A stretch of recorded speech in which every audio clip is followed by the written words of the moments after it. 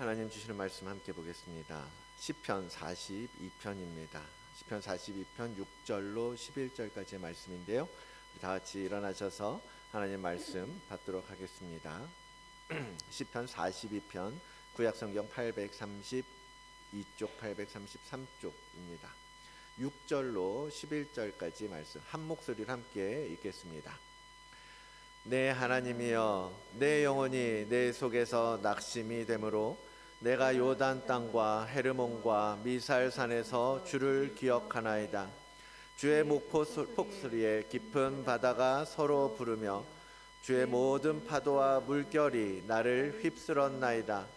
낮에는 여호와께서 그의 인자하심을 베푸시고 밤에는 그의 찬송이 내게 있어 생명의 하나님께 기도하리로다.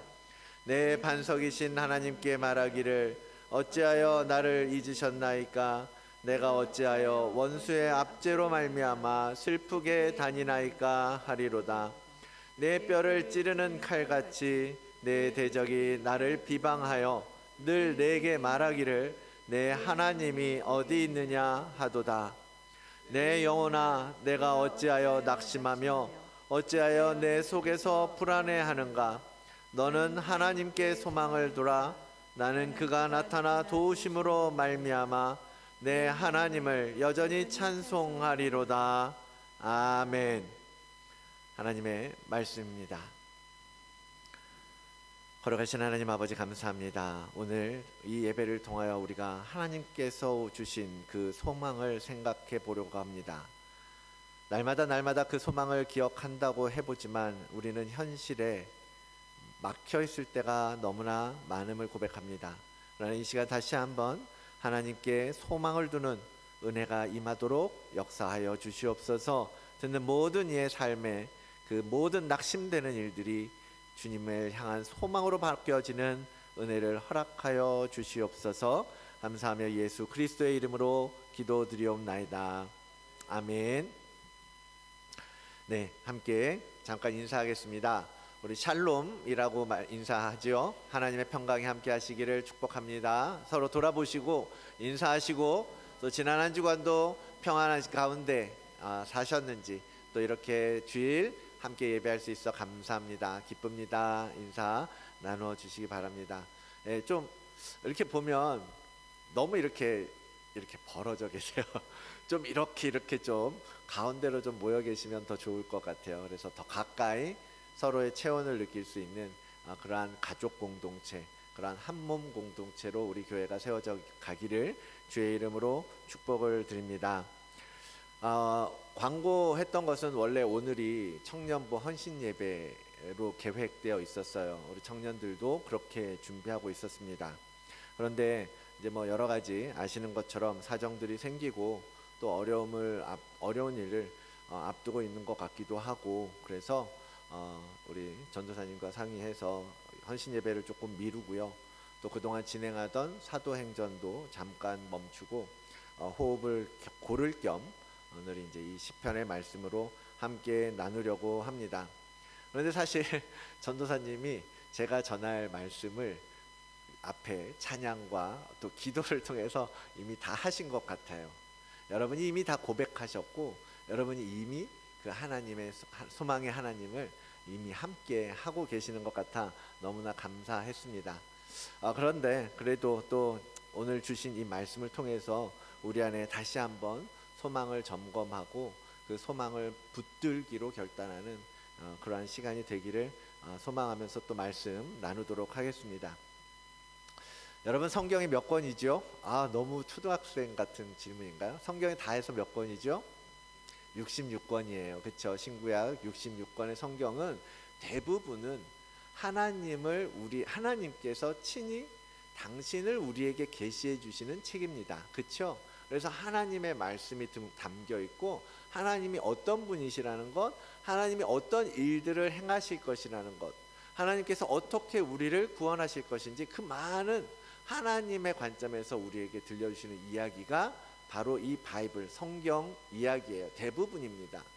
그에 반해서 이 시편이라는 책은요, 거꾸로 그 하나님께서 계시하신 부분들, 하나님께서 우리에게 말씀하신 것들이 실제적으로 삶 속에서 체험되고 경험되어진 것을 우리 인간의 관점에서, 인간의 입장에서 하나님께 올려드리는 책이 바로 이 시편의 말씀이에요. 그래서 이 시편을 통해서 우리는 그 하나님께서 우리의 삶에 어떻게 일하셔 왔는지, 일해 오셨는지, 어떠한 소망을 우리에게 주셨는지 간접적으로 체험할 수 있고 공감할 수 있는 것입니다. 그래서 우리가 이 시편을 보면서, 그래, 하나님이 이런 분이시지, 하나님은 이렇게 일하시지, 하나님은 우리를 이렇게 인도하시는 하나님이시지. 그러니까 우리가 비록 이 어려운 시대를 살지만 그럼에도 불구하고 우리는 하나님을 찬송하면서 가야지, 하나님을 예배하는 것밖에 없지 라고 공감하는 거죠. 그래서 많은 우리가 부르는 찬양들이 시편을 가사로, 배경으로 기록되어 있잖아요. 부르고 있잖아요. 그렇죠? 그리고 그 찬양들을 부르면서 우리는 여전히 동일하게 그러한 은혜로 들어가게 되고 또 위로를 받게 되고, 오늘 전도사님이 마지막 해주신 찬양도, 전도사님 마지막으로 인도해 주신 찬양도 시편의 이야기잖아요. 그렇죠? 하나님에 대한 그런 찬양을 통해서 하나님에 대한 신뢰가 더 깊어지고 또 주님을 의지하는 우리의 믿음이 더 단단해지고 그렇게 되는 거죠. 오늘 우리가 함께 보고자 하는 이 시편도 그 노래하는 핵심이 바로 그런 거예요. 하나님이 우리의 소망이시라는 거. 너는 하나님께 소망을 두라. 내 영혼아, 지금 무엇을 바라보고 있느냐? 하나님을 바라라. 하나님께 소망을 두라.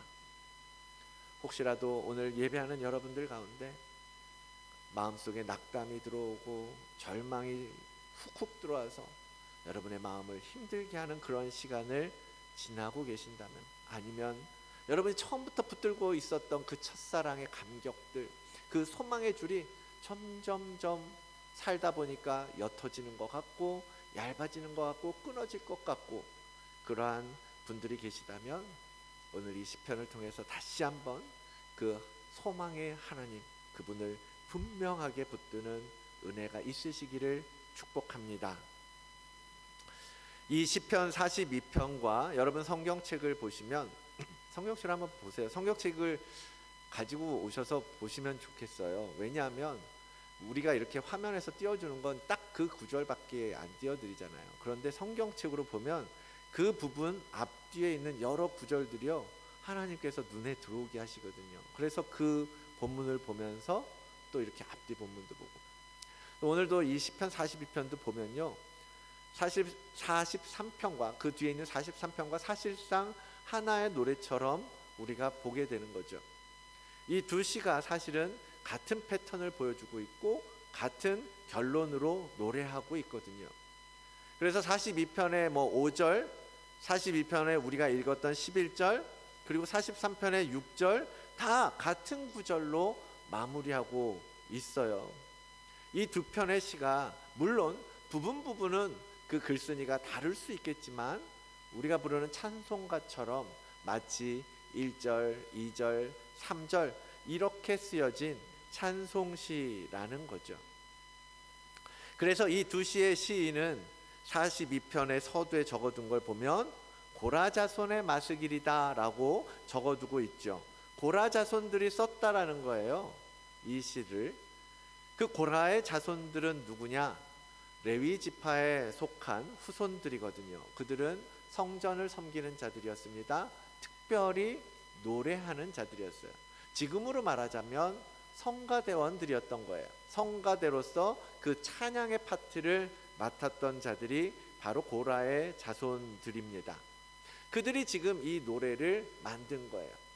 지금도 많은 찬양들을 보면 누가 대부분 만들어요? 찬양하는 리더들, 그렇죠?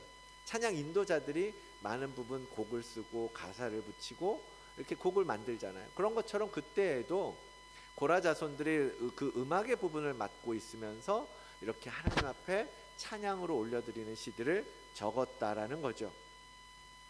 그리고 그 마스길이라는 말은 무슨 말이냐면 바로 이것이 교훈시다라는 것을 의미해요. 깨닫게 한다, 교훈한다, 그런 의미거든요. 그래서 성도로서 신앙적으로 깨닫게 하는 시다라는 것을 이 마스길이라는 장르로 마치 장르처럼 그렇게 적어두고 있는 거예요. 그래서 이 시를 보면서 우리는 영적인 성장을 위해서 도움을 받는다라는 것입니다. 그래서 간략하게 이 42편, 43편을 이루고 있는 이 세 부분을 간단하게 살펴보면 그 핵심이 뭐냐면 41편 우리가 읽기 전에 앞부분 1절로 5절까지의 말씀의 핵심은 갈망이에요. 갈급함. 마치 목마른 사슴이 물을 찾아 헤매는 것처럼 그 갈급한 상황 가운데 시인이 있다는 거예요. 그래서 시인이 노래해요. 하나님이 어디 계시지? 우리 너무나 갈급한데, 너무나 간절한데 하나님이 지금 보이지 않는 것 같고 그렇다는 거예요. 내 마음이 왜 이렇게 갈급해 하고 그렇게 상해가고 있는데 하나님 왜 응답하지 않으시지? 그런 간절함으로 하나님을 찾는 거예요. 우리가 읽었던 6절로 11절의 핵심은 낙심이에요. 그래서 낙심이 된다라는 거. 하나님께서 응답하고 계시지 않기 때문에 나를 잊으셨나? 나를 지금 왜 나에게 응답하고 계시지 않지? 그런 절망감. 사람들은 나한테 말해요. 야, 네가 믿는 하나님 어디 계시냐? 도대체 왜 드러내지를 않으시는 거냐? 그럼 나는 할 말이 없는 거죠. 그렇죠. 그러게 정말 왜 하나님이 나한테 응답하시지 않는 것 같지? 왜 내게 말씀하고 계시는 것 같지 않지? 하나님 도대체 이 낙심되고 있는데, 이렇게 낙심하고 있는데 왜 내게 오지 않으십니까? 라고 하면서 불안하고 낙심되는 그런 마음을 고백하는 거죠. 그리고 이 뒤에 43편은 이와 같이 불의가 판치고 많은 사람들이 하나님이 어디 있냐고 공격해 오는 시점인데도 왜 하나님은 가만 계시는가? 이 불의 가운데에서 왜 정의를 회복하시지 않는가? 답답한 마음으로 계속해서 주님을 찾고 있는 것이 43편의 이야기예요. 자, 이렇게 세 부분의 찬송시, 그들의 공통적인 건 뭐죠? 바로 지금이 하나님이 꼭 필요한 시점인데 하나님께서 가만히 계시는 것처럼 느껴진다. 하나님이 계시지 않는 것처럼 느껴진다라는 거예요. 그래서 마음이 답답하고 눈물 나고 밑바닥까지 가라앉는 것 같은 그러한 심령으로 시인은 지금 노래하고 있다라는 것입니다. 그러나 그냥 그렇게 절망하고 낙심하는 것으로 끝나는 것이 아니라 반면에 그 가운데에서도 이 반복되는 후렴구를 통해서 시인은 스스로 소망을 회복하는 것을 볼 수 있습니다. 아니, 스스로에게 선포하는 거죠. 내 영혼아, 스스로에게 말하는 거야. 내 영혼아, 왜 불안해하는고? 왜 불안해하고 낙심하냐고? 내가 소망을 두어야 할 대상은 바로 우리의 하나님 아니시냐? 내가 소망을 두어야 할 그 하나님께서 마침내 나타나셔서 도우실 것을 믿고 계속해서 예배하고 찬송해야 되지 않겠느냐라고 시인은 지금 이야기하고 있는 거예요. 밑바닥 치고 이제는 소망을 회복해라. 왜 그런 답답함 가운데에서 그러고 있느냐?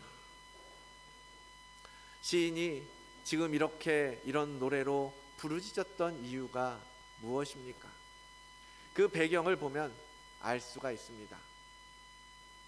이 시가 쓰여진 시대적 배경을 이스라엘의 역사 가운데에서 포로 시대라고 보는 관점이 많아요.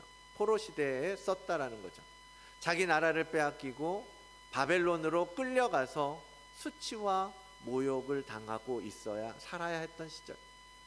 성전에서 예배하며 하나님을 찬송하던 그들이, 고라의 자손들이 이제는 더 이상 예배할 수가 없게 된 거예요. 이제는 더 이상 하나님을 찬송할 수 없게 된 거예요. 그러니까 그날을 그리워하면서 이렇게 기도했던 거죠. 하나님, 우리가 언제 다시 예루살렘에 가서 주님을 노래할 수 있겠습니까? 보십시오. 이방인들이 날마다 우리를 어떻게 조롱하고 있는지요. 네 하나님이 어디 있느냐, 네 신은 아무것도 하지 않느냐 욕하고 있는데 왜 가만히 계십니까? 그런 시가 저절로 나올 수밖에 없지 않겠습니까? 여러분, 포로로 끌려간다는 것, 그 고통을 상상할 수 있으십니까? 아무리 기도하고 부르짖어도 아무것도 틀리지 않는 것 같은 그런 상황. 유태인들이 독일의 히틀러에 의해서 아우슈비츠 수용소에서 그냥 그 가스실에서 죽어갈 때, 일제시대에 우리나라의 기독교인들이 만세를 부르며 일본의 총칼에 쓰러져 갈 때 하나님 왜 아무것도 하지 않으십니까? 그렇게 부르짖을 수밖에 없지 않습니까? 사실 우리 개인의 삶을 돌아봐도 이런 무슨 역사적인 사건, 무슨 큰일 뭐 그런 게 아니어도요, 우리 개개인의 삶 속에서도요, 그렇게 부르짖는 시간들이 얼마나 많습니까? 우리 인생 중에 하나님께서 응답하시지 않는 것 같은 답답함, 하나님의 침묵이 경험될 때가 얼마나 많습니까?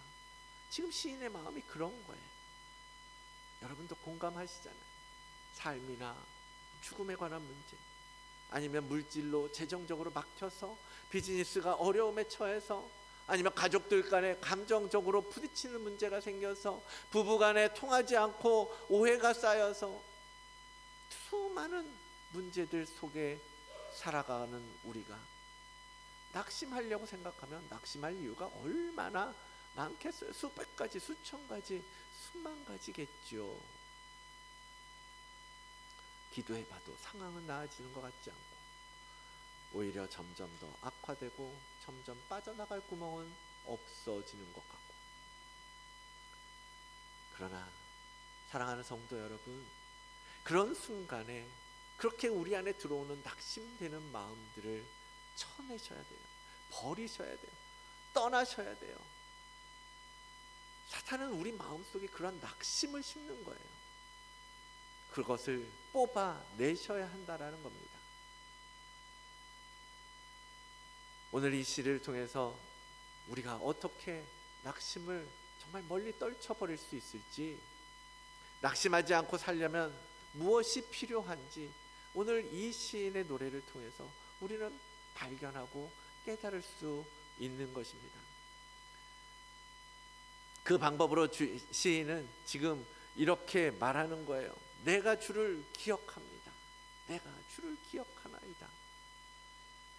먼저는 그 주님을, 여러분이 믿는 그 주님을 기억하심으로써 낙심된 마음을 빼앗기지 않는 거예요. 우리가 기억하는 주님, 여러분이 기억하는 주님, 어떤 주님이십니까? 어떤 하나님을 우리가 기억해야 하겠습니까? 첫째는 우리가 어려움에 빠질 때 우리와 함께 하시는 하나님이시라는 것을 기억하셔야 되는 거예요. 우리 같이 이사야서 41장 10절 말씀을 우리 함께 한번 읽어볼까요? 함께 읽겠습니다. 두려워하지 말라, 내가 너와 함께함이라. 놀라지 말라, 나는 너의 하나님이 됨이라. 내가 너를 굳세게 하리라. 참으로 너를 도와주리라. 참으로 나의 의로운 오른손으로 너를 붙들리라. 아멘. 우리가 찬양했던 가사의 내용이잖아요. 하나님께서는 우리를 붙들어 주시겠다라고 약속하세요. 굳세게 하시겠다라고 말씀하고 계신단 말이에요. 그 하나님께서 지금껏 여러분을 붙잡아 주셨고 우리를 그 믿음의 길에 서도록 인도해 주셨던 것 아닙니까? 그 하나님, 그렇게 우리를 생명의 길로 이끌어 주셨던 그 하나님을 내가 기억하나이다 라고 말하는 거예요. 사망의 음침한 골짜기가 다닐지라도 해를 두려워하지 않을 것은 주께서 나와 함께 하시고 바로 하나님께서 나의 지팡이가 되어 주셨기 때문에 그 어둠의 골짜기도 담대하게 지나왔던 것 아닙니까? 우리가 가지고 있는 소망의 근거는 오직 하나님뿐이라는 거예요. 두 번째로, 그렇게 약속하신 하나님께서 이 약속을 반드시 지키시는 신실하신 하나님이심을 믿고 기억하는 거예요. 그것도 전도사님 찬양해 주셨죠, 그죠? 같이 여러분 찬양하고 고백했잖아요. 우리 시편 89편에 이렇게 말씀하십니다. 이것도 같이 한번 33절 35절 말씀 함께 우리 소리내서 읽어볼까요? 시작. 그러나 나의 인자함을 그에게서 다 거두지는 아니하며 나의 성실함도 패하지 아니하며 내 언약을 깨트리지 아니하고 내 입술에서 낸 것은 변하지 아니하리로다. 내가 나의 거룩함으로 한 번 맹세하였은즉 다윗에게 거짓말을 하지 아니할 것이라. 아멘. 하나님께서 그의 거룩하심으로 맹세하시기를 네가 말한 건 절대 변하지 않을 거야, 절대 거짓말 아니야 라고 말씀하고 계시는 거예요. 내 언약을 내가 깨트릴 일은 결단코 없을 것이다. 이 변함없으신 하나님, 그 하나님을 믿고 의지해야 한다라는 거예요. 만약에 하나님께서 변하신다면, 만약에 하나님께서 말씀하셨던 것을 맨날 바꾸시고 그냥 그렇게 지키지도 않으시고 그렇게 믿을 수 없는 하나님이시라면요, 우리가 어떻게 그 하나님께 소망을 둘 수 있겠습니까? 우리가 믿는 이 기독교회가 예수 그리스도를 믿는 그 믿음이 어떻게 2000년 동안 유지될 수 있었겠습니까? 하나님은 결단코 변하지 아니하시는 하나님이시기 때문이에요. 우리는 맹세 100번 하면 단 한 번도 제대로 지킬 수 없는 그런 연약한 자들이지만 하나님께서 맹세한다라고 말씀하신다는 건, 이번 주에도 히브리서 하면서 맹세에 대해서 얘기한 것 같은데, 하나님 맹세하지 않으셔도 얼마든지 지킬 수 있는 분이시잖아요. 그 약속 지키시는 분이시잖아요. 그런데 맹세를 통해서 약속하신다? 그 하나님을 어떻게 우리가 거부할 수 있겠습니까? 그 하나님을 어떻게 믿지 않을 수가 있겠습니까? 그 하나님의 영원 불변함, 그분의 사랑, 그분의 의지, 그분의 능력, 그 모든 것들은 결코 변하지 않는 하나님이시라는 거예요.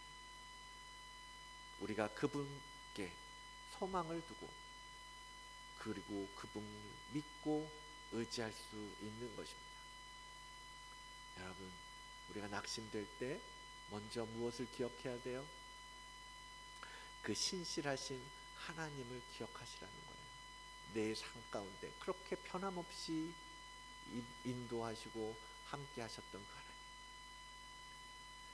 세 번째로 우리가 기억해야 할 하나님은 그 하나님의 그 사랑의 무한하심, 한계가 없는 그 사랑, 그 긍휼하심을 믿고 기억하는 것입니다. 하나님은 끝까지 우리를 품어주시기로 작정하셨어요. 끝까지 우리를 포기하지 않으시겠다라고 말씀하고 계세요. 그분은 긍휼한 분이시고 인자함이 풍부하신 하나님이시기 때문입니다. 그 변함없는 하나님께서 우리를 향하여 사랑하신다고, 그 인자하심으로 우리를 만나주시고 그 긍휼하심으로 우리를 불쌍히 여기사 우리에게 사랑을 베풀어 주신다라는 거예요. 긍휼이라는 말은 그분이 우리를 불쌍히 여기셔서 우리의 죄를 없이 해주신 것을 말합니다. 그 아들을 우리에게 내어주셔서 우리의 죄값을 대속하게 하시고 이제 우리로 그 주님 안에서 의롭다라고 불러주셨다라는 거죠.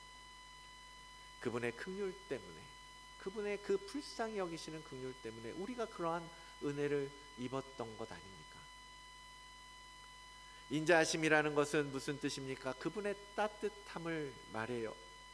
참아주시고 이해해 주시고 안아주시는 그 사랑. 그 사랑은 한이 없고 끝이 없다라고 성경은 증거하고 있습니다.